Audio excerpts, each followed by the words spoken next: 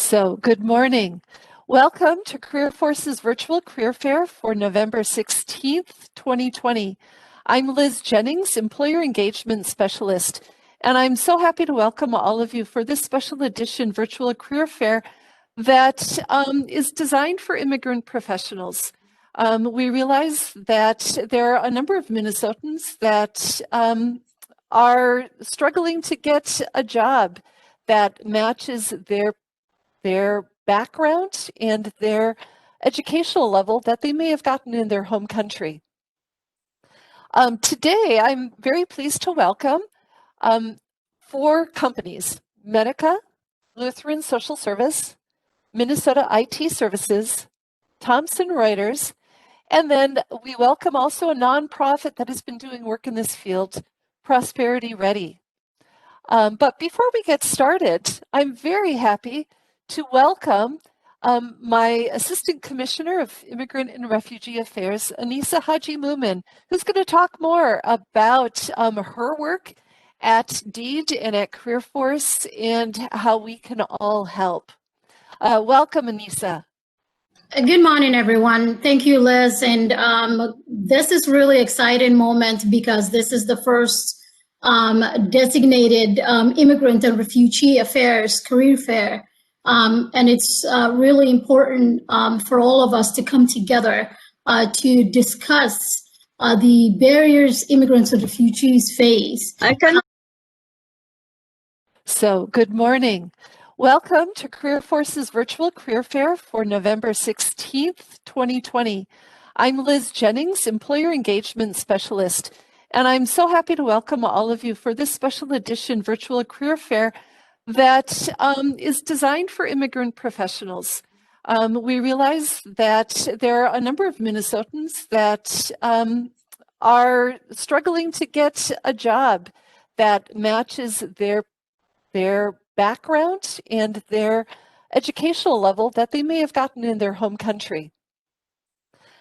Today, I'm very pleased to welcome 4 companies: Medica, Lutheran Social Service, Minnesota IT Services, Thomson Reuters, and then we welcome also a nonprofit that has been doing work in this field, Prosperity Ready. But before we get started, I'm very happy to welcome my Assistant Commissioner of Immigrant and Refugee Affairs, Anissa Haji Moomin, who's going to talk more about her work at DEED and at Career Force and how we can all help. Welcome, Anissa. Good morning, everyone. Thank you, Liz. And thank you all for joining us today for having the first Immigrant and Refugee I can't hear, no voice. Can you hear me now? Yes, we can hear you. Go ahead. Everyone else, please keep their things on mute. Thanks. Good morning, everyone. Thank you, Liz. And this is really exciting moment because this is the first designated Immigrant and Refugee Affairs career fair.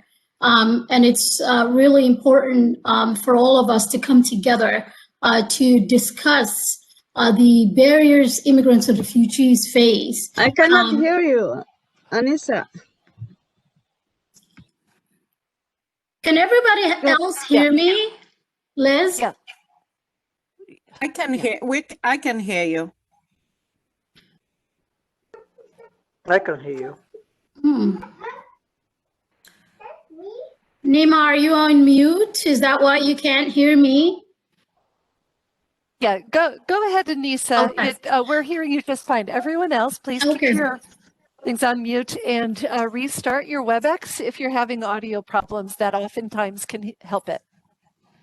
So the barriers immigrants and refugee community members are facing are not only limited to finding jobs, recertification, licensing, for the education they have gained or obtained from their homeland, but also many immigrants, refugees that grew up here and spent most of their life here in the United States, and particularly in our state, oftentimes face the same barriers. And with that, Of course, it can be related with systematic barriers, racism, discrimination, lack of network, lack of knowledge of whom that is hiring within that organization. And of course, many employers wanting to hire talents. If they do not know these talents available within our communities, it makes really difficult, and that creates a disconnect. And this is where we come in, and I hope to see that, of course, to have a different career fairs in the future where we will come together and not only support employers that are seeking to hire talents in immigrant and refugee community members, but also engage with these talents in our communities and discover and of course explore with what ways that we can support them. Because many times the ones that have come here in the United States have already been educated, are facing barriers, but also ones that have been raised here or have been educated here also face same problems. So we have to ask, why is that? Why is that difficult? Because somebody like me who went to school here, who has obtained degrees within our state, cannot find a job. They are experienced, they are talent. Why is that? So we have to really ask that. And of course, recently I found out that due to geographical location differences, some employers that might be looking for some of the talents may not be located within distance in which the talents could actually be hired, recruited, and drive to that place. So we're finding ways to, one, encourage employers to seek immigrant refugee talents, whether they were educated abroad or locally. And mostly the local ones are now really suffering a lot, because the ones abroad, if they left their country because of civil war, they may actually not have the paperwork to prove that they went to school. And most of the time, it's really been very challenging to find them ways to recertify them. And many times you will see them driving Uber or taxi or doing other, general labor jobs because they cannot go back to school and restart. However, the young ones or people within, that had the chance and privilege to go to school here and get degrees are also not really just feeling hopeless. Most of the community members I connected with complain about, one, not getting hired, and if they get hired, they have no chance or opportunities to grow within the organization. And that then creates a ways for the ones that have been hired to seek for other opportunities. But what does that mean for the employer? It means that they have invested in somebody, and because of that, they didn't create the opportunity for that person to grow for whatever the reason might be, although we are aware most of the time it has to do with systematic barriers. Seeking other opportunities and that person leaving the company means a loss of skills, knowledge, and expertise for the employer, and the possibility of reinvesting in another person. And I believe that with One Minnesota goal, there are a lot of employers that are really recognizing these problems. There are a lot of nonprofits that are in this call today and in this career fair that joined us, and I really thank them, that are aware of this and also working on doing something about it. But I also encourage ways employers to feel welcome to reach us so we can hold these discussions, because if you're looking for talents, we can help you find them. It's about just communicating, having the dialogue, discussing about the barriers, and also finding a solution. Because at the end of the day, when we hire people that have the talents, that have invested in their education, it also means growth for the employers, growth for our communities, growth for our state's revenue and economy, and growth for the employers too. And I hope to see more to come for our career fair like this. I thank Liz for putting this together. I know it has taken really long time, And I look forward to be supportive in any way I can to realize the talents that we have in our communities and help them hire them and to contribute to our economy. Thank you so much. Thank you, Anissa. Thank you, and glad to have you on the call today.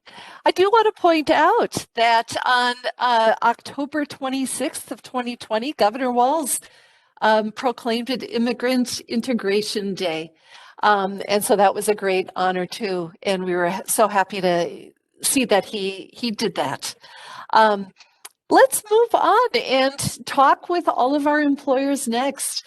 I would like to welcome Rich Buckley of Medica. Rich, hello.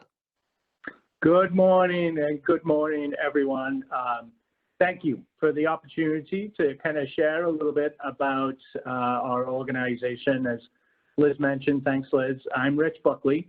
I've been an employee of Medica for almost 10 years, and for that entire time, I've had or being part of the talent acquisition function, the recruitment function with Medica. I'm in a fortunate position now to manage our team. We're kind of small but mighty team of 4 full-time recruiters plus myself. And so again, thank you for the opportunity to present. You can flip to the next slide, Liz.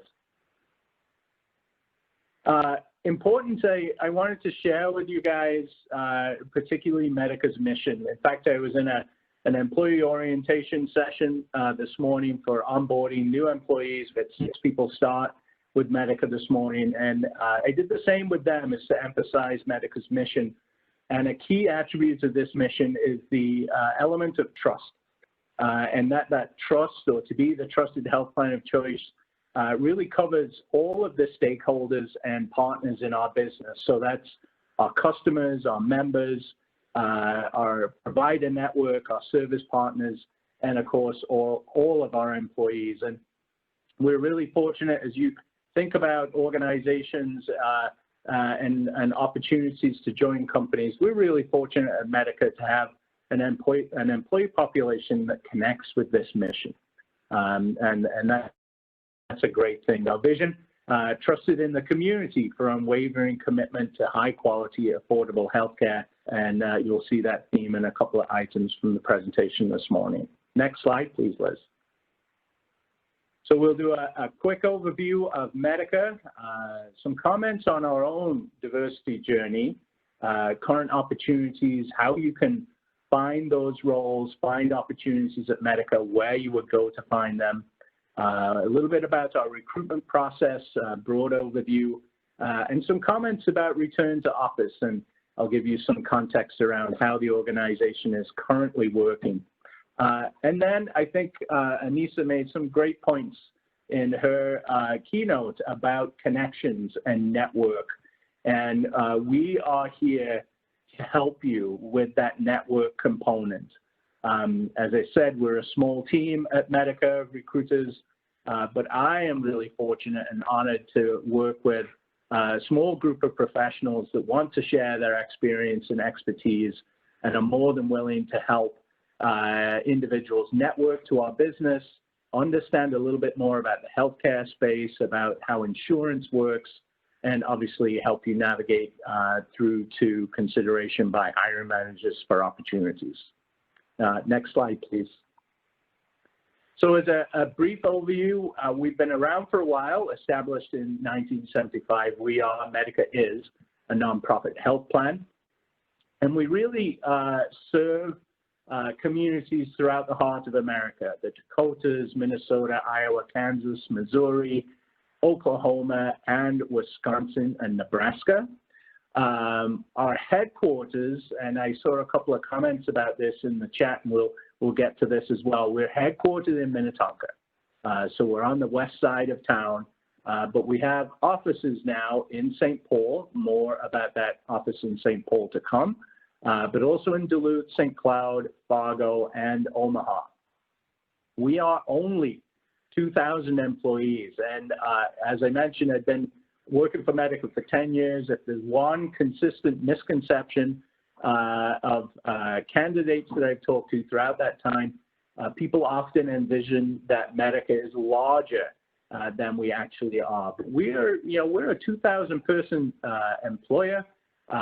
It's significant in size in some regards, but it also, based on us only being a couple of thousand people, it really helps us connect inside the business. There's a lot of need for collaboration and teamwork, and I think those attributes really add to the organization feeling more connected with itself from an employee perspective. Medica as a health plan actually supports 3 arms of delivering healthcare services to different populations. Those include our commercial membership, our individual and family business membership, and then government programs. So in the support of Medicare and Medicaid and members on those programs. And I said that, thinking about that vision of unwavering support, Medica has a well-established foundation, a nonprofit charitable grant-making foundation. We distribute approximately $1 million in grants annually, and we fund those community-based programs to provide sustainable and predictable improvements in and access to healthcare and healthcare services. Next slide, please, Liz. So some comments about diversity, equity, and inclusion in our journey. I would characterize Medica and have some context for this, obviously having been with the company for 10 years, is that we're a little bit at the beginning of that journey. We are maturing our practices and our processes around this theme. One of the ways that we've taken a significant stride to do that is to recruit an individual to really own diversity, equity, and inclusion programming and themes and initiatives for the organization. So Alex Tittle just joined our company in September of this year. It's actually a role that we were recruiting for back right at the start of the year in January, but definitely wanted to take the time to ensure that we secured the right person for that position. And Alex is responsible for a number of things, and it's really just nice to have somebody own the DE&I focus of our work as he works to establish a strategic roadmap for us. Some of the key themes of that are, recognizing and working to diversify our leadership profile. Again, Anissa had mentioned, seeing people in positions of growing responsibility is a way to help other individuals with those characteristics see career opportunity and opportunity for growth. Building cultural awareness through DEI-related training and employee resource groups, big theme around developing those ERGs for Medica. Increased promotion of transparency, so kind of knowing our current state and what those demographics look like and being okay with them, but also encouraging people to meet both Medica and for us to meet them wherever they're at on their diversity journey. So I love this transparency that's coming to the way we promote this data. And then just trying to transform the business with regular conversations about race and gender and driving those themes into the business. Coming in January and February of next year, so a reference in the chat to transportation being an issue, and it's been an issue for us.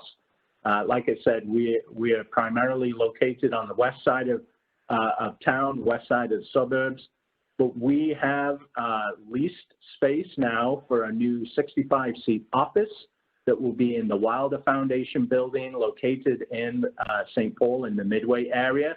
And that hopefully will improve our ability. It improves transportation access to our facility, but definitely improve our ability to kind of increase community engagement and bring opportunities to kind of a part of town that I think in the past has been geographically restricted. So we're really excited about that. That work is ongoing. We're in the process of kind of building out that space. Next slide, please. Typical ways to connect with us on recruitment opportunities through medica.com or careers.medica.com.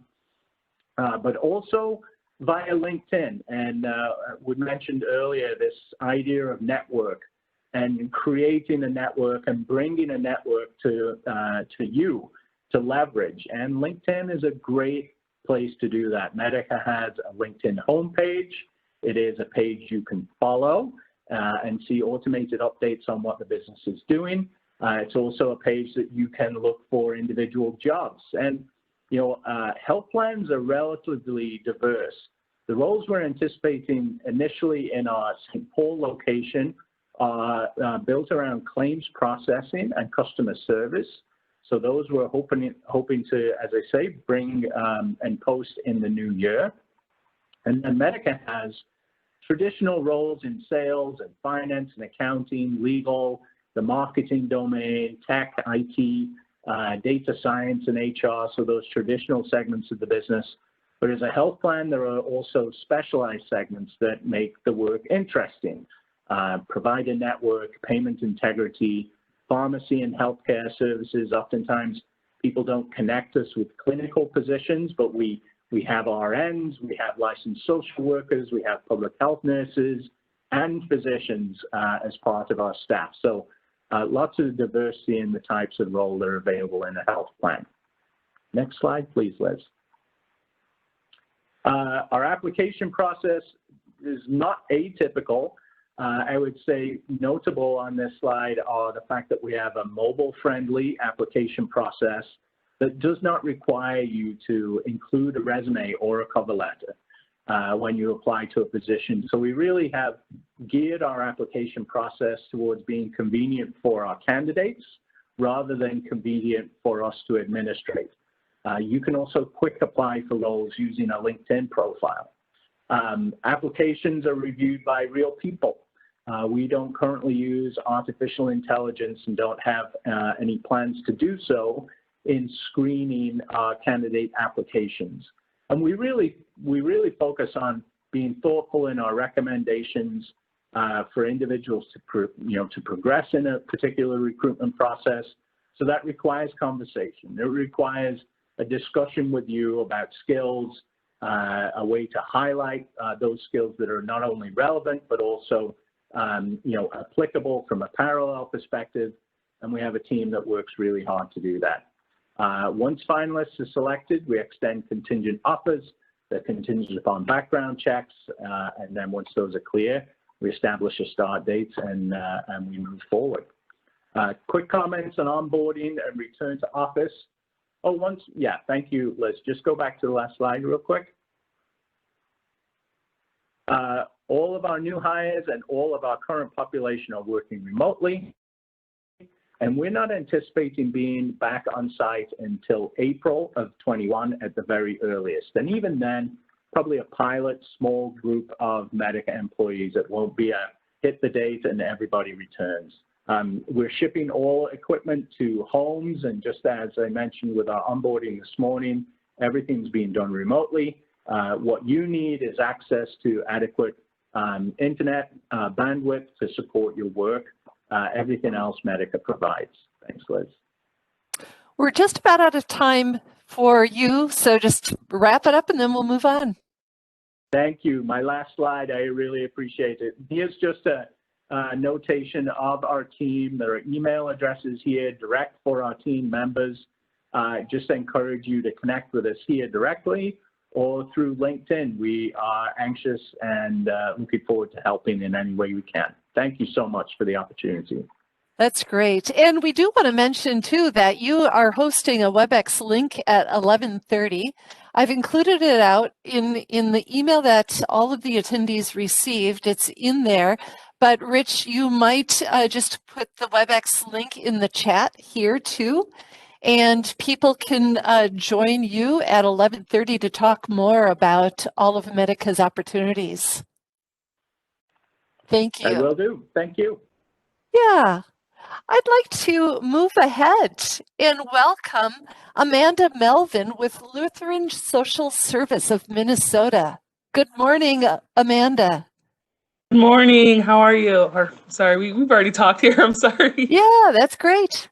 Yeah, so we can just jump right in. So my name is Amanda Melvin. I am the talent acquisition partner for Lutheran Social Service of Minnesota. We are a nonprofit. We're headquartered in St. Paul. We do have a couple of sister companies, Life Track, that's also in St. Paul, and the Children Home Society. So a lot of our work is based around community service. So in terms of who we are, we like to think of ourselves as neighbors helping neighbors, rising together to practice compassion. We have so many lines of service, so many different services that we provide for the communities. Since 1865, LSS of Minnesota has responded to Minnesota's changing needs. We're continuing to develop the different lines of service that we have and develop the services that we do offer as well. We have about 2,300 staff. We support 1 in 65 people in Minnesota through one of our services or some of our services. We have a presence in every county of the state, which is pretty significant in terms of the services that we offer, with an annual budget of nearly $150 million funded from the public, private, and charitable sources. And we are one of the state's largest nonprofit social services organizations. You can go to the next slide, please. So as I mentioned, we have quite a few different services that we offer. Some of them that we do offer are housing and assistance. That's one of our most popular. We offer mental health, refugee resettlement services, LSS meals. We offer meals for older adults. And we have kind of like a Meals on Wheels deal as well for LSS, where we deliver meals to older adults in their homes. One of our biggest lines of service is our people with disability service, where we support a lot of people through group homes, and providing independent living services, things like that. We have youth and young adult services as well, where we have outreach drop-in centers, different programs for young adults and teenagers, just trying to, assist with homelessness, assist with any variety of, things that people may be kind of going through during that younger part of their life. So we do have some drop-in centers and services like that that are available. So we basically, our goal is to connect people with opportunities to live with dignity, safety, and hope. And because of that, that's why we offer all the services that we do. And you can go to the next slide, sorry. So we do have a racial equity stand. LSS, it's one of the, for me personally, one of the reasons that I chose to work for the organization is because of the anti-racism stand that we have. So basically LSS envisions a Minnesota in which all people have the opportunity to live and work in a community full of abundant lives. Basically, the reason that we have the racial equity stand is because we want, people to feel comfortable working in the community, to have representation from people from different, races, backgrounds, cultures. So we took that stand back in 2008, and since then, we've been doing a lot of work around anti-racism. We have meetings every month where the anti-racism community meets, and we discuss the impact that we're having on the community, the impact that, our staff, not our staff, but the impact of having our staff being diversified, trying to fill a lot of our upper level positions with people of color. So we're doing a lot of work just to make sure that everybody is represented equally and we get different perspectives from different people, which is why it's so important that we have our anti-racism stand. You can go into the next slide. So these are some of our current open positions. We do have over 200 openings. However, the majority of them are in our personal support, working with people with disabilities. So those are some of our entry-level positions, but we do have quite a few different positions as well. So some of them include like the instructional designer, business development analyst, immigration specialist, our cybersecurity. So we do offer a variety of administrative and manager level, director level positions. And all of our positions are available on our website. We post out to places like Indeed, Career Builder, LinkedIn. So if you wanted to take a look at some of the openings that we have, I'm not sure if you can click the link from this slide here, but I don't know, maybe Liz and I can work with each other on getting that link out if you're not able to find it. And I'll also post my email address in the chat at the end of this presentation as well, just in case anybody has any additional questions for me about the openings that we have. Yeah, Amanda, after you're done speaking too, you can go ahead and post the careers page link in the chat area. Perfect. Okay, awesome. Thank you. Okay, so I think there's one more slide. Yeah, so again, if there are any additional questions, that's my contact information. You can email me, call me, whichever you prefer. And I'd be happy to answer any questions, to help you along the way, to go over your resume with you if you'd like. We can kind of go from there. So one question, Amanda, that's coming in is, what are some of the recommendations for applying? You know, one person said that they've applied for 2 different positions with LSS so far and haven't received a response. What do you recommend to job seekers? So the way that our positions work is that since we have so many across the state of Minnesota, each individual position has a hiring manager for it. So I'd be happy to talk with you, Belay, and get you connected with that hiring manager for whichever positions you apply for. But typically when you apply for the positions, the hiring manager would reach out to the candidate directly if there's interest, and they should be receiving some type of emails or notifications about what step they're at in the process. So I'd be happy to connect with you on that and get a status check on the positions that you did apply for. And what's the typical timeline? So when a job seeker sees a job posting and applies to it, how quickly should they expect a response? Probably within, like, depending on the position, some managers are, because of, especially in our services for people with disabilities, they're actually performing direct support for some of our directors. So it depends. I would say between like 2 to 5 days at the most is what you should be expecting. Anything beyond that, we try to coach our managers on, reaching out to candidates as soon as possible. So it shouldn't be beyond 5 days. But in the chance that it is, and you could always feel free to reach out.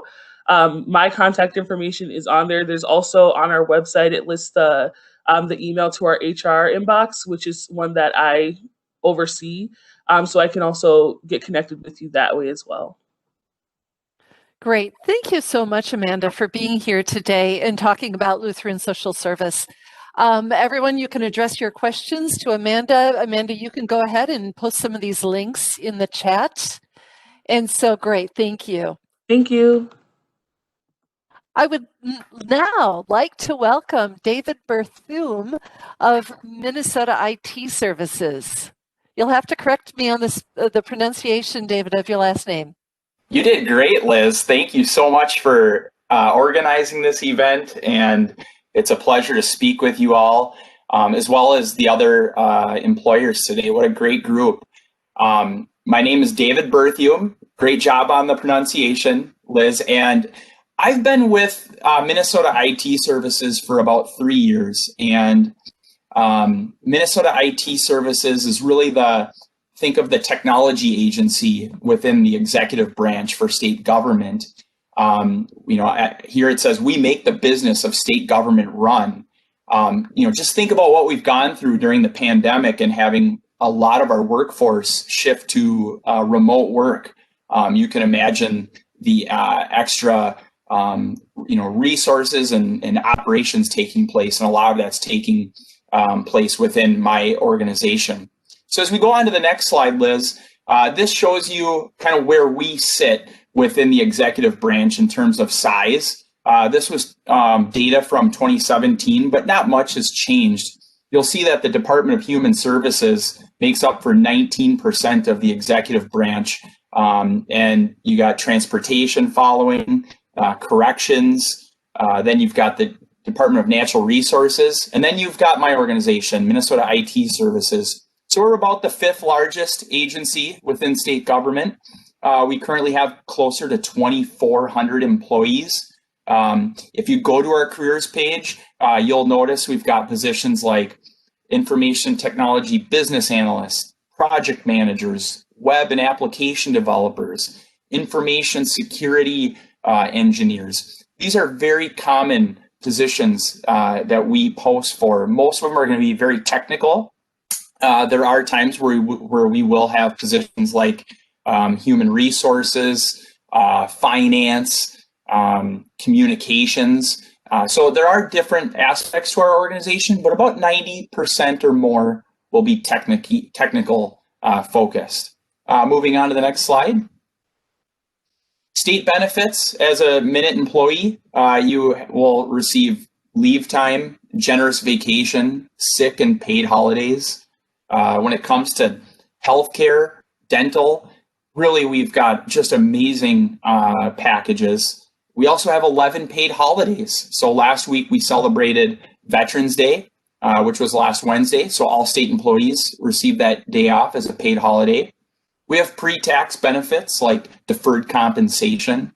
We have optional insurance that you can enter into like short and long-term disability. Retirement, you'll hear the word pension, right? You don't hear that too often anymore. As a state employee, you would qualify for a pension. And once you've been with the state for 5 years, you're fully vested. So there's a calculator that you can enter in, your years of service, your average salary over your career with the state, and you can get a calculation of what your pension would look like at the time you retire. Then we also have an employee assistance program. This is really an opportunity for state employees to leverage resources and maybe in areas that they're either uncomfortable with or maybe lack some information or knowledge, things like mental health, finance concerns, just a wide variety, even working remotely. These assistance programs really provide another great resource. Next slide, please. Diversity and inclusion at the state. So at Minnesota IT Services and really all the executive branch agencies, our mission as an employer is to actively recruit, welcome, and support a workforce which is diverse and inclusive of people who are underrepresented in the development of state policies, programs, and practices so that we can support the success and growth of all people who call Minnesota home. Really, we want a workforce that reflects our citizens of Minnesota. We have over 5.5 million citizens in the state, and it's our goal to have a workforce that really is representative of our citizens. And then the state of Minnesota aspires to be a leader in employing individuals with disabilities. For some individuals with disabilities, traditional interviewing, assessment, selection, and testing methods may not accurately measure their skills and abilities to perform the required job responsibilities. That's why we have our Connect 700 program, which provides another path to state jobs for people with certain disabilities. You can just type in Connect 700 into Google and you will get more information about what that looks like. 700 stands for 700 hours. So if you're a person with disabilities that qualifies for this program, you could potentially have an opportunity to work for 700 hours in a particular job to prove that you can perform at the rate that the job requires. So more information on that, I'll put a link in the chat box after this. Next slide, please. The application process at the state, we've got just our general website there, min.gov/careers. You can click on search for jobs now under the external applicants button. You can register a profile. You can create a job search agent so you get notifications on certain types of jobs and you can apply to these jobs. We have a phone number at the bottom as well as an email to help you with any questions you have with kind of navigating our positions and our careers page. And coming up on the next slide, I'm going to have more tips and tricks and information. Tips to apply. I would say that this is probably the most important slide that I can offer to you as it pertains to applying to a state job, and it probably would even pertain to any kind of public service job, at the county level, city level, but for sure at the state. So tip number one, when a job posting that you applied to is removed from our website, it doesn't mean that the position's been filled. The removal of the posting simply means we're no longer taking new applicants. This is when we actually start reviewing the candidates. So when you look at a job posting, there's going to be a job end date. And again, that end date, that just means we're no longer taking in more applicants. Tip number two, our minimum qualifications are not flexible. In order to be considered for any position with the state of Minnesota, your resume needs to clearly demonstrate exactly how you satisfy those minimum qualifications. If you already possess the preferred qualifications, those too should be stated clearly. This is really important. You need to really drill down in your resume how you satisfy every minimum qualification listed. If you have all of those, make sure that you hit the apply button. If you don't have any of the preferred qualifications, you'll still qualify for the position. So please proceed with applying in that situation. Point number three, your resume should be laid out chronologically so that we can compare candidates in the most equitable way. Experience-based resumes lacking a timeline do not allow us to have equal comparison. And when it comes to different degrees, different years of experience, one thing you'll notice at my organization, we really favor more on experience. So if you lack a degree, a lot of times that's not going to disqualify you. We're more heavily based on experience. So if you've got a bachelor's degree, if you have a master's degree, a lot of times you can apply those types of degrees towards years of experience. But years of experience is very highly advantageous for positions with the state, especially at my organization. Next slide, Liz. Here is my LinkedIn contact info. I'll also put it in the chat box. I can't stress how important it is to network on a frequent basis. I'm very active on LinkedIn. I source candidates every day using LinkedIn's database.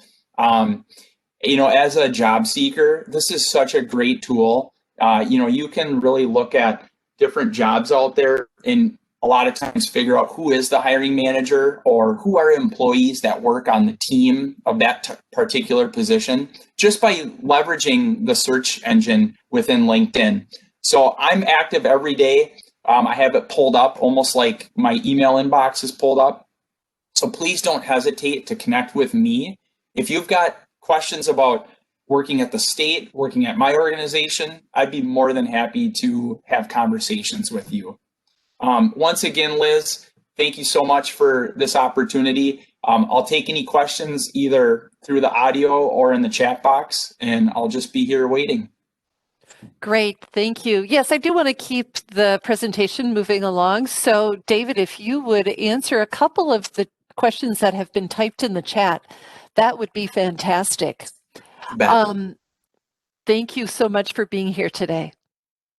I'd like to now introduce Danette Zingel of Thomson Reuters. She's been waiting so patiently. Good morning, Danette. Good morning. Thank you for inviting me. Happy to participate here. So just wanted to introduce myself. My name is Danette Zingel. I am a talent acquisition partner at Thomson Reuters. I have been here for about 5 years, had the opportunity to recruit for various different areas of the organization. So just to kind of give you a little background on Thomson Reuters, we've been around for over 100 years. So we're very strong. We have roughly 25,000 employees globally, headquartered out of Toronto. So just to give you a little insight into the industries that we support, we have Reuters News, so journalists and photographers all over the world reporting real-time media and news, unbiased. We have our corporates division, tax and accounting, legal, and print. And essentially what we do is we provide intelligent information, data, analytics, research to these industry business professionals to help them make quicker, smarter decisions and have accurate information at their fingertips. We also have an element of marketing, so we'll help our clients build websites, provide analytics around traffic on their websites, help them with online advertising, so pay for clicks, Google ads, that sort of thing. You can see here at the bottom of the screen, we have a lot of, this is just a snippet of all of the awards that we've gotten over the years. Right now we have a Glassdoor rating of 4.2. Couple of the things to highlight: a great place to work, top place for women to work. Our CEO is actually rated within the top 10 across all industries right now. And then Liz, if you can move to the next slide. So there's a lot of information on this slide. You can see, a couple of commitments that we have to increase senior leadership of women across Thomson Reuters, also increasing hiring minorities in our top, across the company, but specifically in our top leadership. A couple areas that we're focusing on. We're, focused on improving our carbon footprint.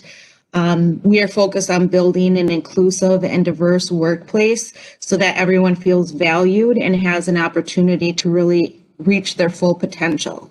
So one of the things that we really focus on is our internal networking groups focused on different diversity. So as an example, Asian Affinity Network, Black Employee Network, Global Disability Employee Network, Pride at Work, Veterans Network, Women at Thomson Reuters, and Thomson Reuters Early Careers, to give you some examples there.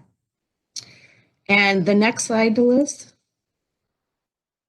So we are the leader in the industries that we support. We put a lot of stock on internal development, and I personally had 40% of the jobs that I filled in 2019 were due to internal movement. So if you think about people moving into other roles, whether it be an individual contributor or moving into management. In fact, one key note to make is not all, but the majority of the managers that I support were started out as an individual contributor and were promoted into those roles. So we put a lot of emphasis on that. And as others have touched on, obviously with COVID, and we're all in such a unique situation right now, we reacted very quickly and shifted people to working remotely unless their job is required. So the majority of our employees are all working remotely across the world. And we actually have an extension to do so and recommend to do so until July 1st right now. And of course, we'll reevaluate closer to that date. But we also realize that we're still able to really do our jobs well. And our company has been very resilient through this time. In fact, our CEO in April committed to not laying off a single person due to the COVID. So really great security there and feel like our employees are really valued. We are taking a hybrid approach moving forward after the pandemic ends, hopefully sooner than later, but we're going to allow our employees more flexibility. So we're going to have a combination of working in the office and working at home. And each model would be a little bit different depending upon the team and the needs and so forth. A couple other things to talk about is we did have some changes happen this year. So we added, we have full benefits that we offer. Health, dental, vision available day one, 401k, employee stock purchase plan, vacation, sick days, company holidays, and volunteer days. But the volunteer days, we have 2 per year. This year, we added an extra 2.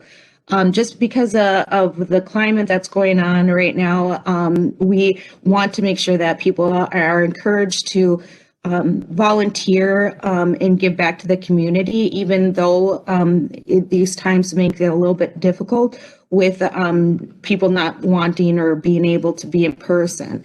But we did add 2 of those. We donated $1 million to the rebuilding of the Twin Cities. We added a holiday Juneteenth this year and also a mental health holiday to help people, encouraged during this time. So one other thing to make a note of is that we have a program right now where we invite all employees to participate with Forging a Brighter Future. And that's where we invite other people from around the world, not from Thomson Reuters, but we invite other people to come and provide their perspective on racism and how they've been impacted and what we can do to change the climate.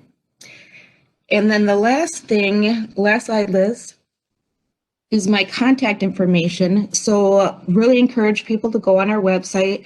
You can do a search for different jobs. We hire for everything related to sales, the typical functional areas, technology, finance, HR, marketing, etc. So you can really do a good search there. And we hire people that don't require a degree in all cases. Some of our roles do and others don't. So as someone mentioned earlier, just pay attention to the requirements as you're looking for the different jobs and applying.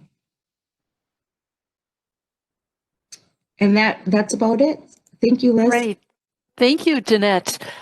Your human-centered benefits are just so impressive to me with the volunteer days and the time off and some of the floating holidays that allow someone to kind of determine how they want to use their time off. So kudos to Thomson Reuters for that.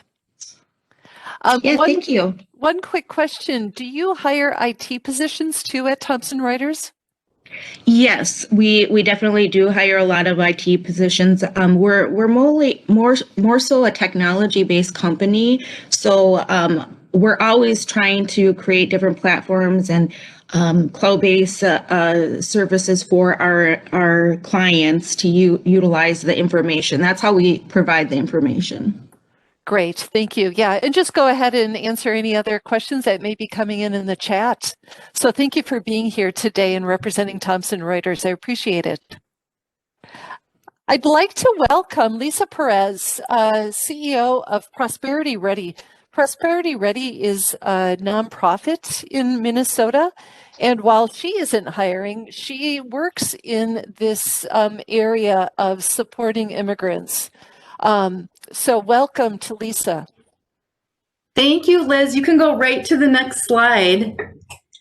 So as Liz mentioned, we are a new nonprofit. We're 2 years old, and our vision is to enable a prosperous community where individuals, families, and organizations reach their greatest potential and live to fulfill their purpose.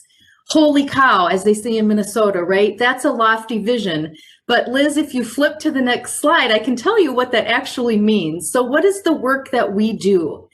We build a talent pipeline, and right now we're working with foreign-born Minnesotans who are degreed professionals, which is why we're so excited to be on this call with you all today. We help move professionals into jobs where they're most needed, and we help employers create an environment that empowers diverse talent. We also help employers support getting remedies around some of the barriers that have gotten built into their processes and their policies, as well as their mindsets. Basically, what we do, guys, I'm just going to sum it up really simply. We teach immigrant professionals how to beat the system while we help employers fix the system. So why is Prosperity Ready doing this work? On the next page, you guys are going to see the extent of the amazing talent pool that we have here in Minnesota. So Prosperity Ready has been partnering with Deed, with Greater MSP, Real Time Talent, and Wilder to understand this talent pool that we have that we really are not utilizing, as you guys can see by all your comments that have been coming up in the chat. So there are more than 159,000 degreed professionals living in this state. A staggering 81% of you are underemployed, a large percentage are unemployed. This was before COVID. We don't even have the numbers yet on what the impacts of all of the unemployment related to COVID are. Anissa had referenced in her opening this lack of leveraging our talent the way we could be. It has economic impact. We know from our research that there is an annual $5.1 billion wage gap disparity because this talent pool of degreed professionals are either unemployed or underemployed. And many of you have been referencing today the jobs, the survival jobs that you are working and all of the applications that you've been filling out. So what does that mean for Prosperity Ready? The work that we do on the next page, Liz, what Prosperity Ready is working on is we are building a program, a two-part program. We want to teach immigrant professionals how to properly position themselves in the marketplace to compete for these jobs. And we want to teach you the skills that employers are demanding. We believe that if Prosperity comes alongside of our immigrant professionals and teaches these things, that then when we partner with employers and we give groups of immigrants that we've been working with and running through our program, we partner and we get that talent pipeline over to some employer partners. You guys are going to be so ready to hit the ground running. You will go into those interviews and you will win those jobs. So we're working on building a development program that would involve teaching those skills and then having partners with employers who would then interview you once you go through our program. So if you flip to the next slide, we only have 5 minutes left. And I don't know if this presentation is getting sent out to our job seekers today, but here's a quick list of the candidate positioning must-haves. And this is information not only from my human resources background. I spent 25 years in Fortune 500 organizations doing this kind of work. It's also from community members that we've been working with for over 2 years. If you flip to the next slide, Liz, I had mentioned the must-have skills. Job seekers, these are the top 10 capabilities that were on every professional job posting as of July 2020 of this year. Over 213,000 professional jobs were posted. So when I think about the talent pool of our job seekers, the 160,000 job seekers that have degrees, and by the way, employers, Prosperity Ready knows what those degrees are in, if anyone wants a follow-up call. And then I think about the 213 professional jobs that were posted in the middle of the beginning of the pandemic. Prosperity Ready wants to bring those two groups together. We want to take the degreed immigrant professionals and steer them towards these jobs. So let's go to the next slide. And this is what, this is what I would love to offer the job seekers on the call today. I would love to be able to hold a session with you all to start giving you some tips and tricks. When I talk about how to beat the system, there are things that I have learned from the community, and there are things that I have seen and witnessed as the head of, talent acquisition and career development and coaching and learning and development departments. I can give you some really practical tips and ways to position yourself in the job market. And so if any of you are interested in digging a little bit deeper into some of these positioning must-haves, I would be happy to host a session.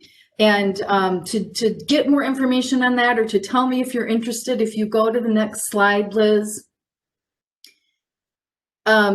These are more tips and tricks. I'm going to go to where you can get my contact information. So that should be the next one. There we go.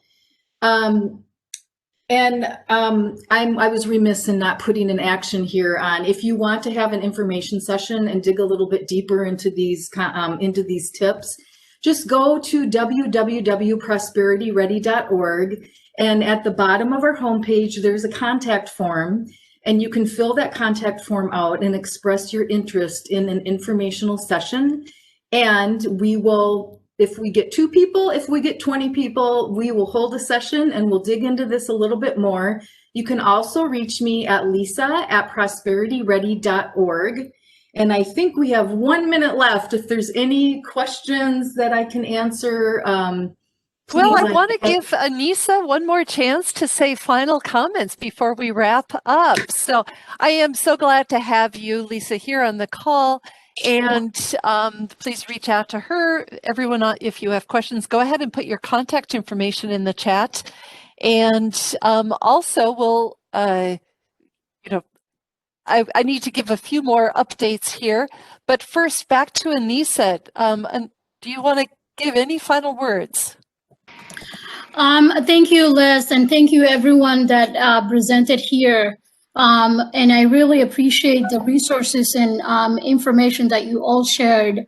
I hope that we can continue the dialogue and the conversation and come together to work on addressing the barriers immigrants and refugees face. And by helping them grow, it means that we're also helping our economy grow. And it seems, the barriers that they faced in regards to, finding the jobs that they are educated or experienced in have been exacerbated since the pandemic or the civil unrest. And I hope that we could really work all together, because I believe we're all Minnesotans. We all need each other. We all have a responsibility to contribute towards our state's growth and coming together as a society and beating the odds that might hold some of our community members back.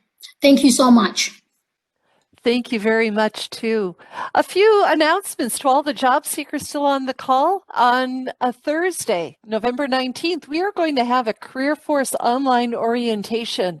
So if you are new to Career Force and just want to find out more about what it's all about, go ahead and register on our virtual and interactive services webpage.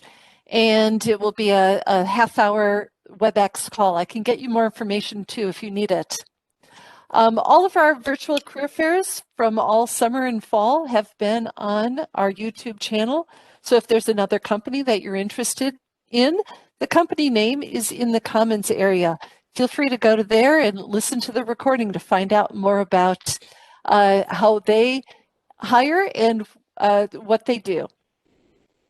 Time is running out for Coursera account. If you don't already have it, every single Minnesota resident can sign up for a free Coursera account before December 31st, and you get access until March 31st.